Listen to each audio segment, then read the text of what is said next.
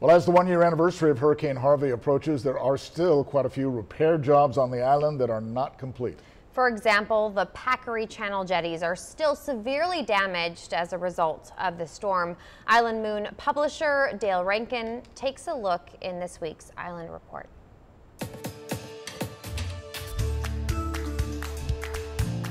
Hurricane Harvey did about $8 million worth of damage to the jetties here at Packery Channel, and going on a year later, discussions are still continuing about how to repair them.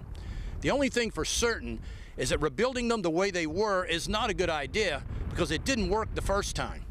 The moving water got under the structure and about 1,000 feet of the jetties collapsed.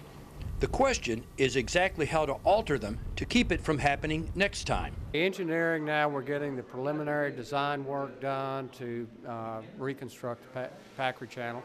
Discussions on redesign center on whether to place sheet piling on the water side to keep water from getting under the jetties, to rebuild the embankments, or to simply place rocks on top of the existing structure.